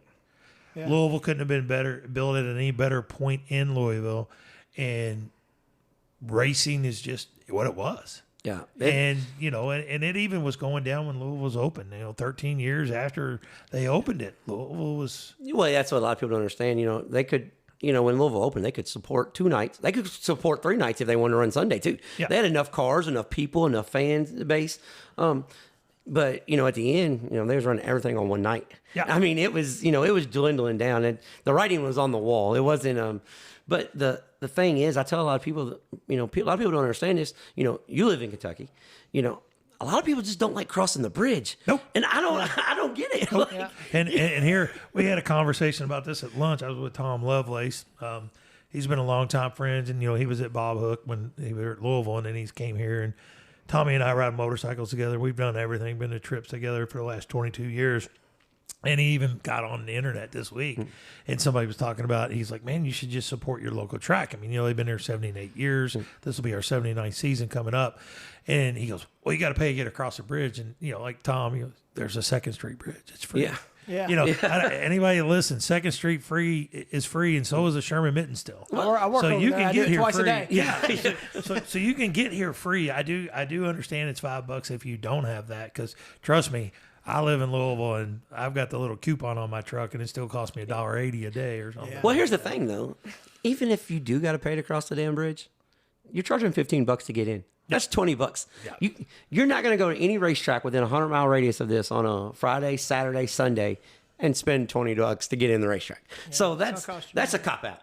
But I don't know if it's the traffic. I don't know what it is. But that's you know, a lot of people are just like, I'm not, it's the bridge. I want to cross the bridge. And I'm the guy that drives 8 hours to watch a 25-lap sprint car race and drive home the next morning. So, and the cool thing about this place is you're right down close to the cars. I mean, you can sit down as close as you want to them while they're racing.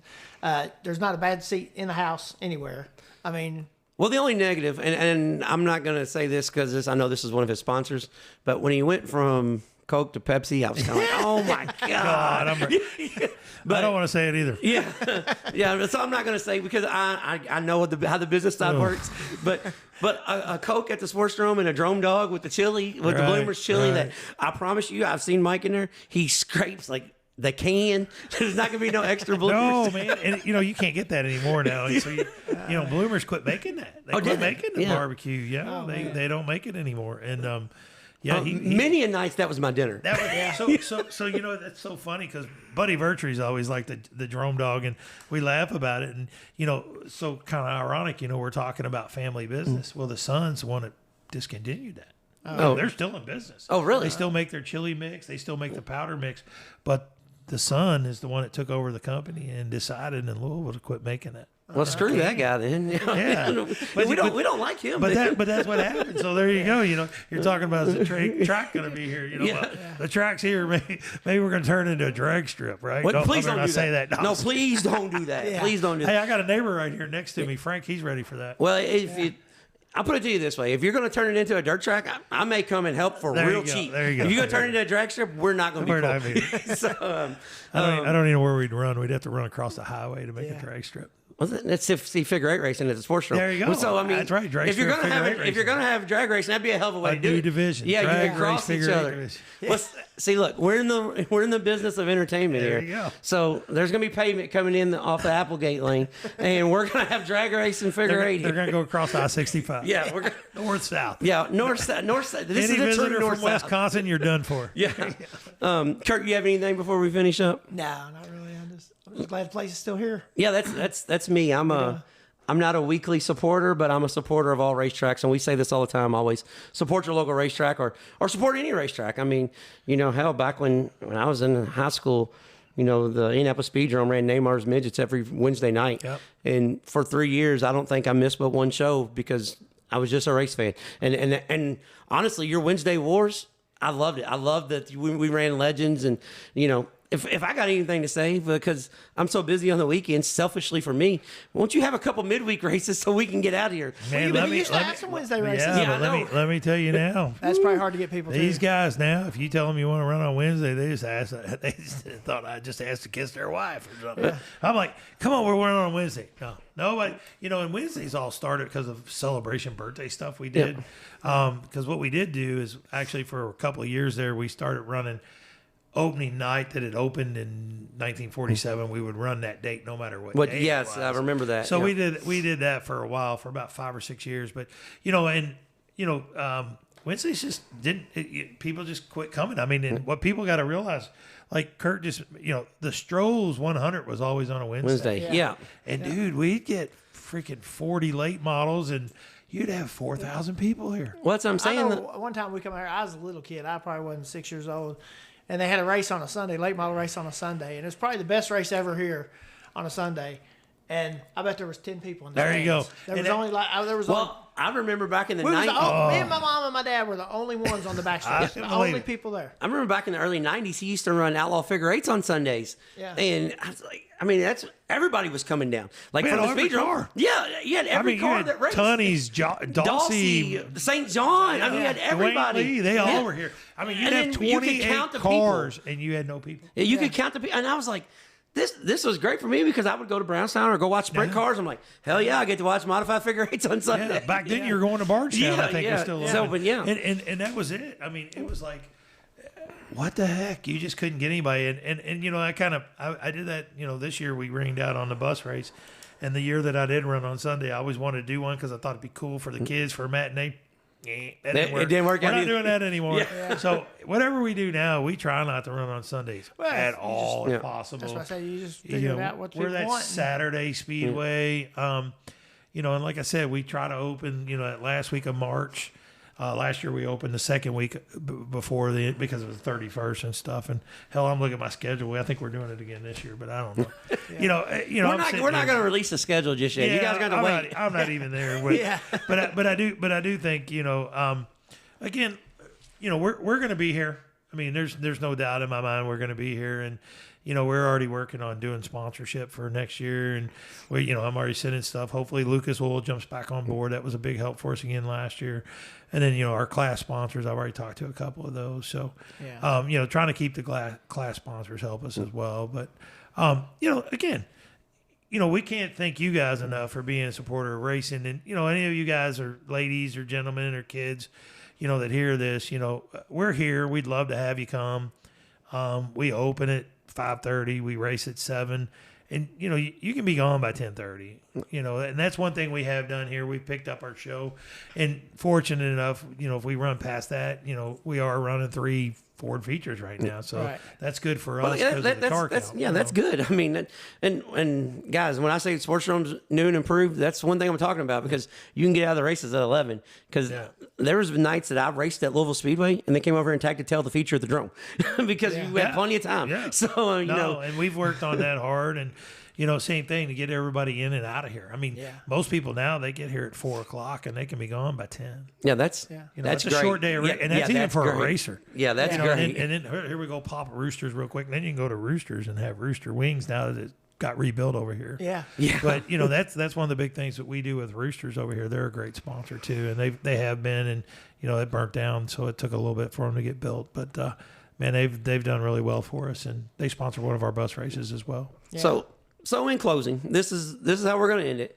The Sportsdrome's not going anywhere. Nope. Mike's not selling it. Nope. His kids and nephew family, they want to get 100 years. They're interested in it. So and I tell you, the one that's running the pit concession stand, they may be 200 years. she may stand out here and personally fist fight you as you come in. That's what kind of promoter she's going to be. She will not give you no extra ice. She will not, because they've got an ice count. But all jokes aside, guys, I want to say thank you, Mike, for doing this. Well, Because a lot of people, they always want to bitch at you, but they don't understand this other side of you. We know you because we've bitched at you. Yeah, and we've had these conversations off air. Like, it's not nothing that we've, said, okay, well, we're going to ask him this because we're doing an interview. I walk up to, we was at the dirt track, and I walked right up to him, and he's like, we sit there and bullshit for 30 minutes when the races are over. I told my wife, I said, I'm asking why he kicked me out that one night. She said, no, don't ask him that. I couldn't even tell you why at that point. I couldn't either. Well, I can tell you why you threw me out. But, all jokes aside, thank you for doing this. And hoping this opens up some eyes. Like, look, guys, Mike's not just trying to, sell the property and move away. He's here because he loves the sport. And does it get tiring? Yes. Anything you do in life gets tiring. You do it 25 weeks. Like, they see 25 weeks. They don't see you working on a schedule here. We're 4 months out before the first race. Yeah. Kurt and I walk in here and you're working on a schedule, and so they don't see all that, and that's the reason why we're doing this. We're trying to, pull the curtain back a little bit, say, look, you may not always agree with what they do, and, race lineups, race procedures, there's always going to be something to bitch about. That's just part of it. But guys, I mean, he's here. He's going to be here, and he expects you to be here too. So that's we're here. We hope you come here, and it's so funny. I'll let y'all go, and it's like another promoter who owned a racetrack, and we won't say up the road, and he's like, man, I just can't do this anymore. It's been 5 years of my life, and he goes, you know what I mean? You've been doing like 15. I'm 56 years old, man, since I was a kid. Yeah, 15. I've been at this racetrack my entire life. I will say this: I went and played college football.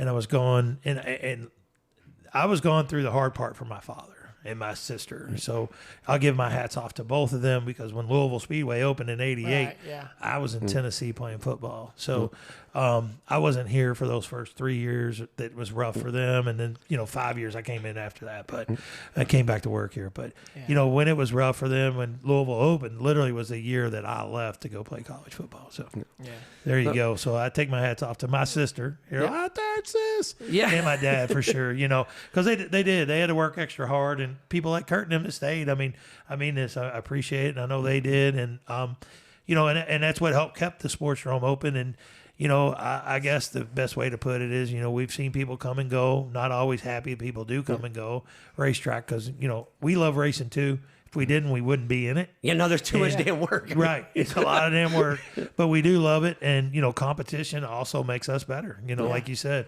That we keep improving because people keep improving. I mean, I did my bathrooms because I went up and seen Speedromes last year and Kevin pissed me off. I had to fix my bathroom. Yeah. So there you go. And guys, we got new bathrooms at the Sportsdrome. Okay, there you go, new bathrooms in the men's. We got new bathrooms at the Sportsdrome. But thanks again for doing this. And we always say, me and Kurt, when we're done with our interviews, we'll say until next time, Trading Sliders. Yeah. We're not going to do that for the Sportsdrome because there's no Trading Sliders. So for the Sportsdrome, it's the Kurt and Emo show. Thank you, Mike. All right, thank you all. Thank you. There we were, ladies and gentlemen. Fascinating conversation with Mike Gibson. Thank you, to Mike Gibson and the guys at Sportsdrome Speedway for doing that. I know you say we're, a lot of people say we're dirt guys, and you can hear on that interview we're not just dirt guys. We kind of know a little bit of everything. We choose to be dirt guys now. Yeah. But that's not how we grew up. No. And I've probably got 500,000 laps at the now. Yeah. So, good laps and bad laps. Yeah, exactly. But yeah, it took us, down memory lane. And one thing I want to say, thank you to Mike for still giving my nephew, our kids, a place to race. We talked about that, and there was a time that I was one of those guys that said, piss on the Sportsdrome. I don't care if it closes down. I'm never going back. And we got into that with Mike. So, he's kind of laughing. He's like, well, they always kind of come back. Yeah. So, but, I couldn't imagine when we're driving up to Bloomington, Lincoln Park, Brownstown, not looking over and seeing, the lights shining at the Sportsdrome. I just, it's not something that we do, so to speak, anymore. But it's still kind of home, Right, yeah. And there's been a lot of tracks come and go, and we don't want to see that one, being one of them. And good news is it doesn't look like it's ever going to be. Oh no, I got cousins still running out there, and their kids are running there now. So I mean, that's what I'm saying. Hell, my little brother gets thrown out there about every 3 or 4 weeks. Yeah. I mean, there's all kinds of stuff that if it wasn't for the Sportsdrome, there's half times at work I wouldn't even get through the week because Royce wouldn't have nothing to bitch about. Yeah. But seriously though, I think after that interview, there's going to be a lot of people that think differently of Mike Gibson. Oh yeah. Because what you see at the racetrack is not the Mike Gibson that we know. Right. Because we all grew up together, and hell, I'm just glad that he, decided to keep the racetrack, because when we were talking, there was one time that, he told me that, he was going to go a different direction. Yeah. And, I didn't tell nobody that because it was none of my business, to be spreading. I mean, if he wanted that out, he would have told everybody else. But, overall, really, really good interview. Thank you, to Mike Gibson, and thank you for keeping the Sportsdrome alive and well. I mean, it's like, it's prime realty location. Yeah. Oh, yeah. It's right off the interstate. So, yes, it's easy to get to. Yeah. But, you guys who have a problem with it, the problems that you guys have, that they can be solved real easy for you. And then that's a bigger problem when the racetrack's gone. Right. So, that's about it, Flash. I mean, yeah. This weekend, you got the World Short Track Finals coming up. Big block modified sprint cars, late models at Charlotte. That's always the granddaddy of them all. That's kind of the end of the race season, know? Yeah. When that's done, that's when you get all the news. Who's going where, who's doing what. There's still some events coming up, but the Southern All-Star Super Late Models has got a tentative race scheduled at 191 in Campton this Saturday. So, in Campton, Kentucky. Yeah. And then Carolina, it's a good week to be in Charlotte area, because the Carolina Micro Showdown is Monday and Tuesday at Millbridge. Oh, yeah. Bucket list racetrack, one of those places that I really, really want to go to. Yeah. Haven't made it there yet, but I was just looking the way the schedule is, how next year I may try to do the World Short Track Championship from Thursday, go down there Thursday and go there Friday, Saturday. Yeah. Take off Sunday, maybe take my wife, do something in Charlotte, and then Monday and Tuesday you can go to the big micro race there at Millbridge. Yeah. And then, go get dinner Wednesday, and then Thursday, Friday, and Saturday be back at Charlotte for the World Finals. Yeah. Sounds like a racecation to me. I mean, it's a pretty damn good week in Charlotte. Not a whole lot of traveling. I mean, it'll all work out. So, but that's it. Anything else? No, I can't think of it. No, not really. Not this week. I think we're good. Guys, we got next week's interview. I'm telling you, you guys will not want to miss this. You're going to like it, share it. We have a huge guest next week. Yeah. Like I said, not huge in stature, but put it this way. If you're an Indiana race fan, if you're a USAC race fan, if you're a fan of sprint cars, if you're a fan of Thursday Night Thunder, if you're a fan of Brian Clausen's Chasing 200 DVD, if you're a fan of flow racing, you're going to be a fan of next week's show. Yeah. So we're going to do something special for next week's show. It's going to be a special. You won't even hear us, get on here and mumble jumble nothing. We're just going to do the show. But, we'll probably have an intro and an exit. And that's intro and an exit and a damn good conversation with a legend. Yeah. But until next time, we'll be trading sliders.